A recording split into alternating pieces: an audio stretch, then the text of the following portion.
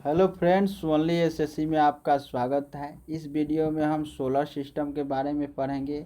इसका पार्ट मैंने पहले ही बना दिया है, तो इसे आप लोग देख लीजिएगा। उसमें मैंने पूरे डिटेल में इसकी जानकारी दी है। और इस पार्ट में हम एमसीक्यू जो एसएससी में पिछले कुछ सालों में पूछे गए हैं और इसके आगे की एग्जामों में आने की संभावना बहुत ही ज़्यादा रहती है, इसको देखेंगे। तो चलिए देखते हैं पहला क्वेश्चन कौन है। तो देखिए, पहला क्वेश्चन है, आकाश गंगा मंदाकिनी सबसे पहले किसने देखी थी?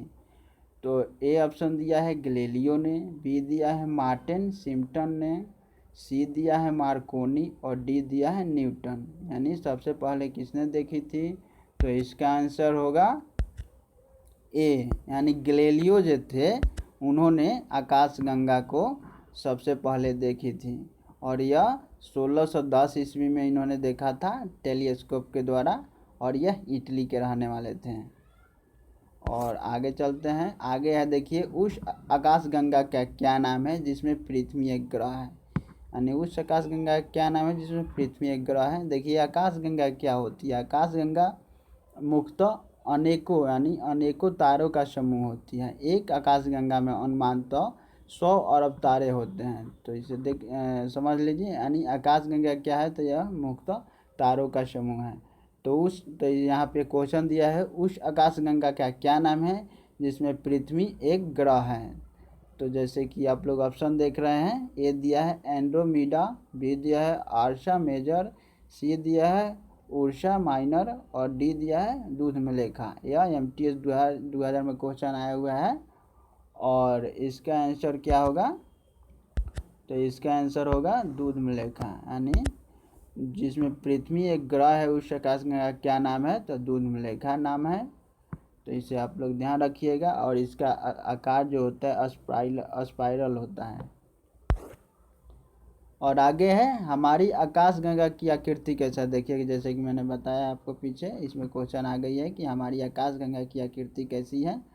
तो ए दिया है वृत्ताकार, बी दिया है दीर्घ दीर्घ दीर्घ वृत्ताकार, सी दिया है स्पाइरल और डी दिया है इनमें से कोई नहीं है। ये सीपीओ 2003 में क्वेश्चन पूछा गया था। और इसका आंसर क्या होगा? तो सी होगा।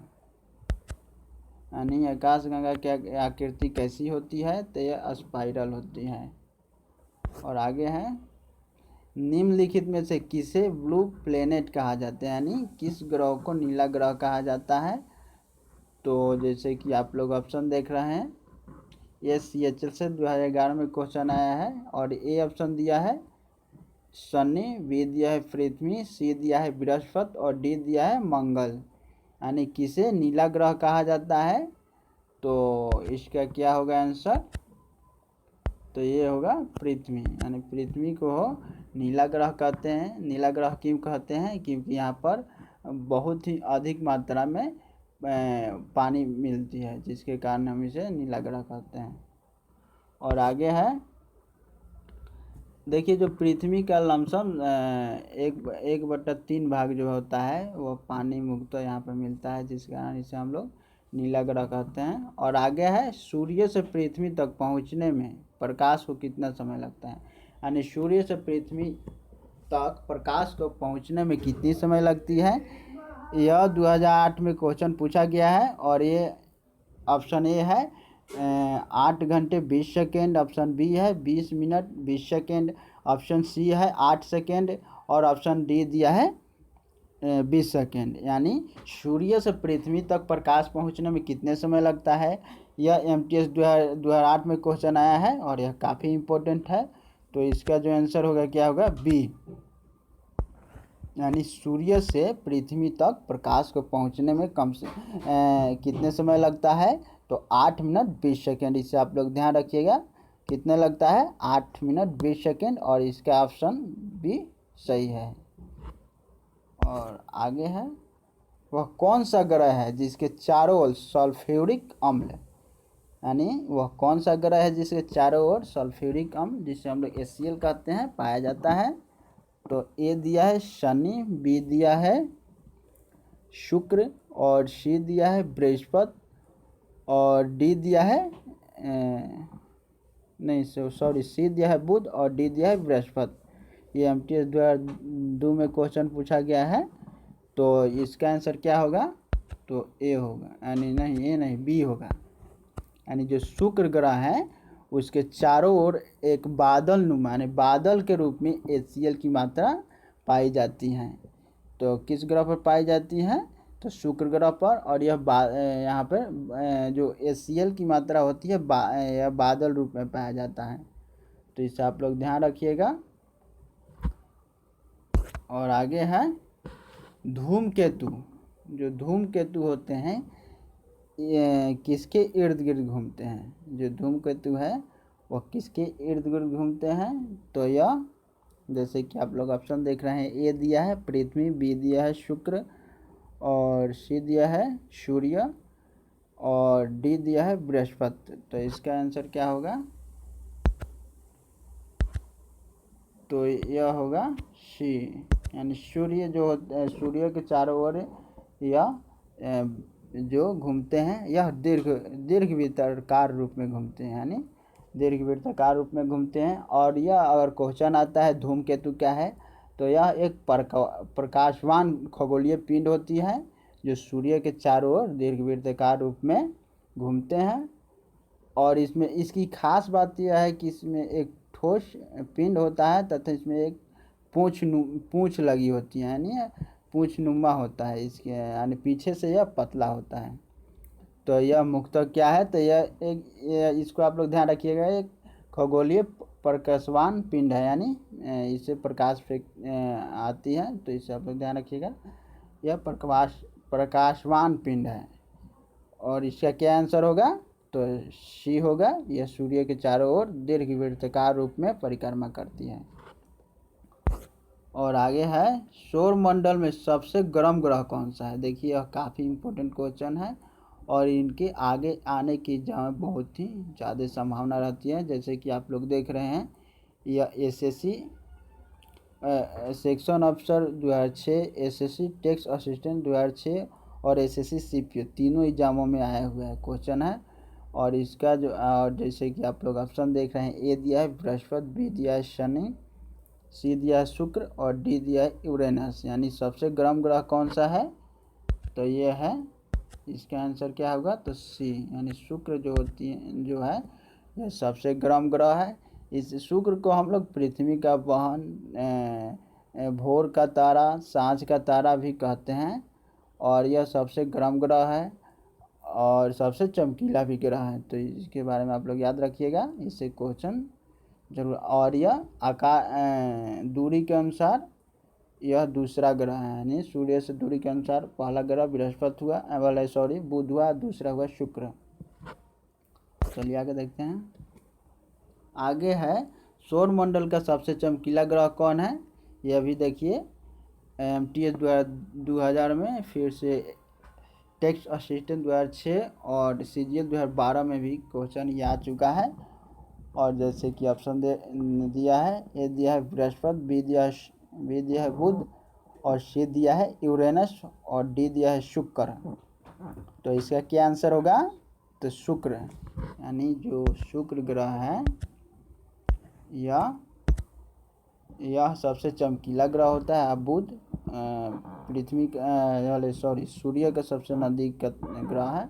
और बृहस्पति सबसे बड़ा सौरमंडल का, अगर आता है सौरमंडल का सबसे बड़ा ग्रह कौन सा है? तो यह बृहस्पति है। और आगे है पृथ्वी के दोनों ओर ग्रह हैं, यानी पृथ्वी जो है उनके दोनों ओर कौन ग्रह हैं? तो जैसे कि ऑप्शन में दिया है, ए दिया है मंगल और बृहस्पति, बी दिया है शुक्र, बुध और शुक्र, सी दिया है शुक्र और शनि और डी दिया है मंगल और शुक्र। यानी पृथ्वी जो है किन दो ग्रहों के बीच में स्थित है? तो यह इसका आंसर होगा डी, यानी यह मंगल और शुक्र ग्रहों के दोनों के बीच में यह स्थित है। यह MTS 2001 में क्वेश्चन आया हुआ है।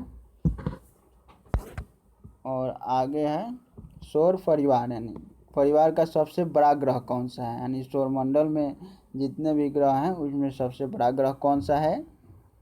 तो जैसे कि ऑप्शन दिया है, ए पृथ्वी, बी दिया है मंगल, सी दिया है शनि और डी दिया है बृहस्पति। तो इसका आंसर होगा डी। जो बृहस्पति ग्रह है यह सबसे बड़ा ग्रह है और दूसरे स्थान पे आता है सबसे आकार में बड़ा में शनि आता है। और यह जो मंगल है वह आकार में 7वां ग्रह है। 7वां आकार में सबसे अगर मंगल का पूछता है तो यह 7वां है, और जबकि जो बृहस्पति ग्रह है सबसे बड़ा ग्रह है और दूसरे स्थान पे कौन है तो शनि है। तो इसका आंसर क्या होगा तो डी बृहस्पति होगा। और चलिए आगे चलते हैं। निम्नलिखित विशाल ग्रह कौन सा है? तो देखिए विशाल कहिए या बड़ा कहिए, इसका आंसर क्या होगा बृहस्पति होगा। यानी ये बृहस्पति ग्रह जो है सबसे विशाल है या बड़ा ग्रह है। और आगे है, जब सूर्य से पृथ्वी की दूरी अधिकतम होती है तो इसे क्या कहते हैं? यानी जब सूर्य से पृथ्वी की दूरी सबसे अधिक होती है तो इसे हम लोग क्या कहते हैं? तो ये दिया है सूर्य उच्च, बी दिया है उपशोर, सी दिया है ऑप्शन श्यान और डी दिया है नक्षत्र। तो इसे हम लोग क्या कहेंगे? नक्षत्र। तो इसका आंसर होगा डी। यानी जब सूर्य से पृथ्वी सबसे अधिकतम दूरी पर होती है तो इसे हम लोग नक्षत्र कहते हैं, या उपशोर भी कहा जाता है, अपहेलियन भी कहा जाता है। यानी इनका 3 नाम है, अपशोर, अपहेलियन या नक्षत्र। जबकि उपशोर क्या है? तो उपशोर जब पृथ्वी और सूर्य के बीच सबसे कम दूरी हो यानी न्यूनतम दूरी अगर होती है तो उसे उपशोर कहते हैं। और जबकि पृथ्वी और सूर्य से जब अधिकतम दूरी होती है तो उसे अपशोर या नक्षत्र कहा जाता है। इसे आप दोनों में फ़र्क याद रखिएगा। न्यूनतम दूरी हो तो उपशोर और अधिकतम दूरी हो तो अपशोर या नक्षत्र कहा जाता है। और आगे है, पृथ्वी से सूर्य अपने अधिकतम दूरी पर कब होती है? यानी किस दिन को सूर्य जो होती है अपने दूरी पर पृथ्वी सबसे अधिकतम दिन पर होती है। यह CGL 2012 में क्वेश्चन आया हुआ है। और जैसे कि आप लोग ऑप्शन देख रहे हैं, ए दिया है 30 जनवरी को, बी दिया है 22 दिसंबर को, सी दिया है बी दिया है 22 दिसंबर को, और सी दिया है 22 सितंबर को, और डी दिया है 4 जुलाई को। यानी सूर्य से पृथ्वी की सबसे अधिकतम दूरी कब होती है? तो इसका आंसर होगा डी। यानी 4 जुलाई को जो पृथ्वी होती है सूर्य से अधिकतम दूरी पर होती है, और इसे हम क्या कहते हैं? तो इसे अपशोर कहते हैं। यानी सूर्य से जब पृथ्वी अधिकतम दूरी पे होती है तो इसे क्या कहते हैं? अपशोर कहते हैं। यह कब होती है? तो 4 जुलाई को होती है। जबकि सूर्य से पृथ्वी की न्यूनतम दूरी कब होती है? तो यह 3 जनवरी को होती है। इसे हम लोग उपशोर कहते हैं। तो यह कब होती है? तो 3 जनवरी को होती है। और पृथ्वी से जब नज़दीक दूरी होती है यानी सबसे न्यूनतम दूरी होती है तो इसे हम लोग उपशोर कहते हैं। यह 3 जनवरी को होती है। तो इसे आप लोग याद रखिएगा। और आगे है, सौर ऊर्जा को यानी जो सनलाइट से जो ऊर्जा प्राप्त होती है उसको विद्युत ऊर्जा में परिवर्तन करने के लिए आवश्यक तत्व क्या है? यानी सौर ऊर्जा से विद्युत ऊर्जा में परिवर्तन करने के लिए आवश्यक जो तत्व होती हैं वह क्या होती हैं? तो यह होती हैं, तो जैसे कि ऑप्शन में दिया है ए बोरेलियम, बी दिया है सिलिकॉन, डी दिया है टेंटेनम, और डी दिया है अति शुद्ध कार्बन। तो इसका आंसर क्या होगा? ये देखिए, ये MTS 2002 में क्वेश्चन पूछा गया है और इसका आंसर होगा बी।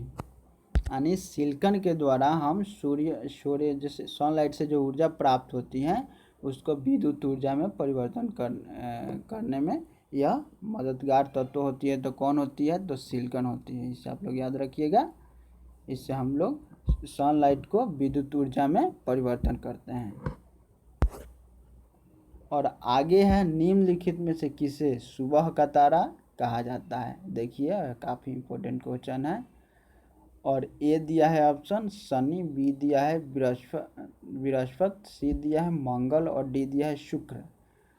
तो इसका आंसर क्या होगा? तो शुक्र होगा। यानी शुक्र से अगर यह सुबह का तारा तारा कहा जाता है, सांझ का तारा कहा जाता है या भोर का तारा कहा जाता है। और सबसे गर्म ग्रह है तो ये भी शुक्र होगा, और सबसे चमकीला भी ग्रह है तो ये भी शुक्र कहता है। इन बातों को आप लोग याद रखिएगा, और यह हमेशा रिपीट होते रहता है कि कौन सा ग्रह भोर का तारा कहा जाता है या पृथ्वी का जुड़वा ग्रह भी है तो यह शुक्र होगा।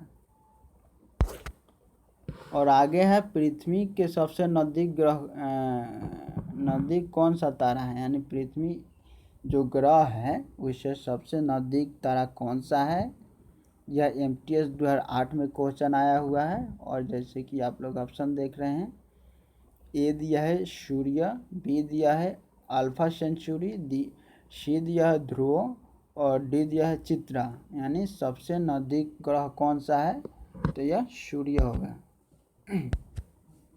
यानी सूर्य जो होती है हमारे पृथ्वी से सबसे नज़दीक का तारा है। और आगे है सूर्य के बाद, यानी जो सन होते हैं उसके बाद सबसे नज़दीक का तारा कौन है। यानी अगर क्वेश्चन आता है सबसे, जैसे कि पहले हम लोग पिछले क्वेश्चन में देखे कि पृथ्वी से सबसे नज़दीक कौन सा है तो यह सूर्य होगा। लेकिन सूर्य के बाद पृथ्वी से सबसे नज़दीक का तारा कौन सा है, तो जैसे कि ऑप्शन दिया है, ए दिया है वेगा, सी दिया है सीरियस, डी दिया है प्रॉक्सिमा सेंचुरी, और डी दिया है अल्फा सेंचुरी। तो इसका जो आंसर होगा सी होगा। यह CGL 2010 में क्वेश्चन आया हुआ है, और इसका आंसर क्या होगा तो सी होगा। यानी सूर्य के बाद पृथ्वी से सबसे नज़दीक का तारा कौन सा है तो यह प्रॉक्सिमा सेंचुरी, यह सबसे नज़दीक का तारा होती हैं। और यह 450 वर्ष यानी 450 प्रकाश वर्ष हमसे दूर है। तो कितना दूर है तो यह 450 वर्ष हमसे प्रकाश वर्ष हमसे दूर है यह। और यह सूर्य के बाद सबसे नज़दीक का तारा है, तो इसका ऑप्शन सी यानी प्रॉक्सिमा सेंचुरी आंसर होगा। और आगे है क्षुद्र ग्रह किन दो ग्रहों के बीच देखे जाते हैं। यानी क्षुद्र ग्रह जो होते हैं यह किन दो ग्रहों के बीच देखे जाते हैं। तो जैसे कि ऑप्शन दिया है, ए दिया है मंगल और बृहस्पति, बी दिया है बुध और शुक्र, सी दिया है पृथ्वी और शुक्र, और डी दिया है बृहस्पति और शनि। यानी जो क्षुद्र ग्रह हैं किन दो ग्रहों के बीच पाए जाते हैं, ये MTS 2000 में क्वेश्चन आया हुआ है।